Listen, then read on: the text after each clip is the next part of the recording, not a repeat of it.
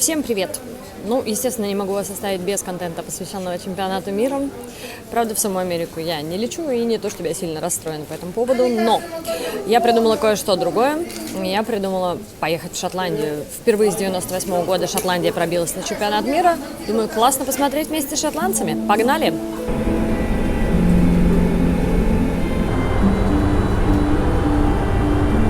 Мы едем где-то уже 8 часов, и я успела и поспать, и поработать, и устать от этой тряски бесконечной.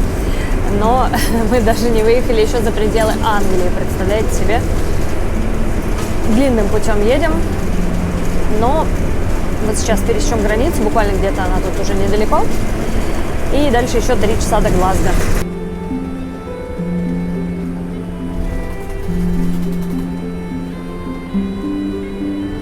Вот прямо сейчас мы пересекаем границу между Англией и Шотландией. Проехали берег Афонтвит. И все, проехали границу.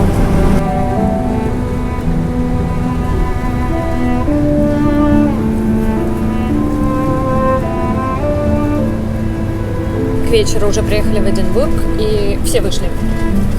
В Глазго еду только я вообще. Весь автобус пустой. Я и водитель.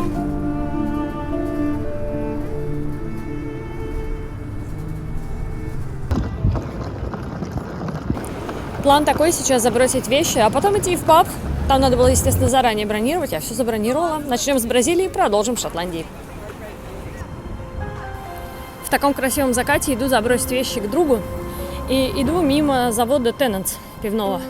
Знаменитое шотландское пиво. Я не фанат пива Tennent's, но почему-то в Глазго хочется пить только его, если честно. Ну и я думаю, что сегодня оно будет литься рекой в пабах, конечно, когда буду смотреть матч Гаити-Шотландия. Ну и посмотрите, как здесь все красиво оформлено. Просто такой, я не знаю, как сказать, скоттиш-кор, но прямо Шотландия сразу, вот прямо.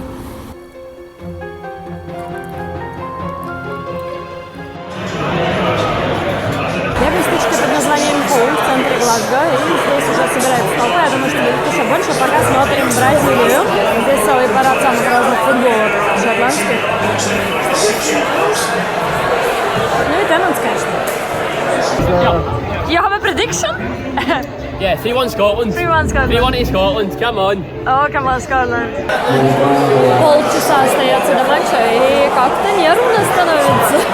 В общем, здесь, конечно, все такие очень уверенные, что Шотландия обыграет Гаити, но вы знаете, я вот и Швейцарию сегодня посмотрела. Сейчас повторяют великие моменты шотландские, конечно. Ой. Just listen to this.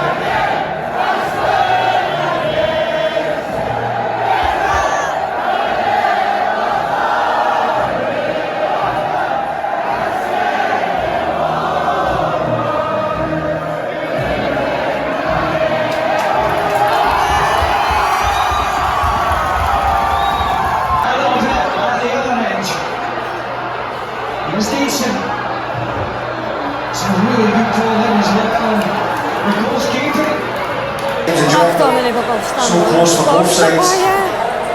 It's well documented how good it is. It's driven the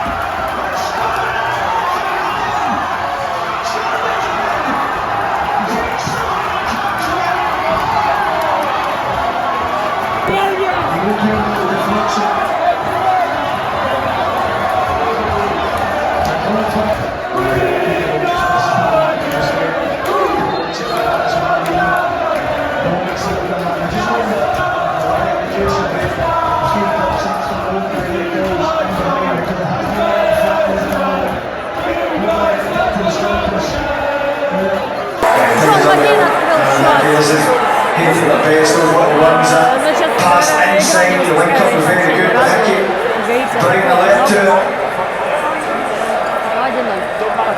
The pressure was huge, regardless of where the preparation from our point of view looked like it was outstanding. We still have to go over that. Последние минут 20 Шотландия футбола. Трэш какой-то показывает, если честно. Я вот не сомневаюсь, что эта сборная Гаити разнесут и бразильцы, и марокканцы. Что не так? Обороняются от Гаити, вот сейчас угловой.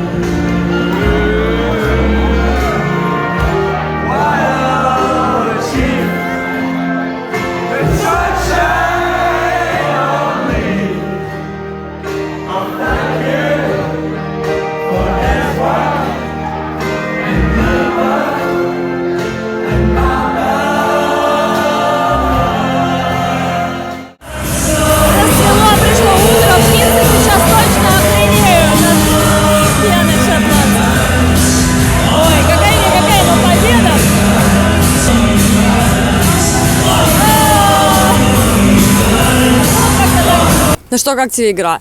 Ну, игра хороша. Ну, так, результат хороший. Игра, конечно, не очень, но главное 3 очка. Так, все счастливы. А что с Марокко и с Бразилией-то делать? Ну, ну, надо одно очко доставать от любого, ну, хотя они обе выглядят довольно сильные. Я думаю, даже будет легче против Марокко или Бразилии, чем Гаити там. Погода испортилась. Зачем? Так хорошо все было, дождь пошел. В общем, после ночи, проведенной за просмотром матча и за празднованием первой победы шотландской с 90-го года на чемпионате мира, я, естественно, провела еще несколько дней в Глазго и посмотрела тут всякие футбольные штуки. Ну, естественно, сгоняла на Хэмден Парк, посмотрела мурал Скотта Мактоминея. Действительно, величие вживую смотрится просто невероятно. Там еще добавили слова «Choose Scotland». Ну, если вы не видели рекламу Adidas мне не платила, если что, но реклама это стоит того, чтобы ее посмотреть. Со Скоттом Мактоминеем, Энди Робертсоном, Уэлшем и Капальди. Обязательно посмотрите, в общем, топовое. Ну и добавили вот эти слова «Choose Scotland». Интересно, что этот мурал, он находится прямо вот на тренировочном поле. Ну, как тренировочном? Там играет команда Queen's Park. И если вы не видели мой выпуск про Queen's Park, обязательно посмотрите. Ну, и там же тренируется обычно сборная Шотландии, когда тренируется в Глазго. И там вот оттуда прекрасно видно, над всеми возвышается Мактоминей. Это, конечно, немножко странно для самого Мактоминея было, но приятно. А потом я отправилась в другой район Глазго, Клайдбанк, где родился, если не ошибаюсь, еще один герой шотландской сборной, Джон Магин, супер Джон Магин. И вот ему нарисовали здесь мурал. Посмотрите, какой классный. В цветах фирменных Iron Brew, напиток, наверное, самый известный напиток шотландский после виски. Нарисовали его, кстати, еще до того, как Магин забил гол в ворота Гаити. Но празднование вот это, я думаю, оно теперь еще более популярно здесь. Ну, а сегодня я сейчас нахожусь в районе Ист-Робушир.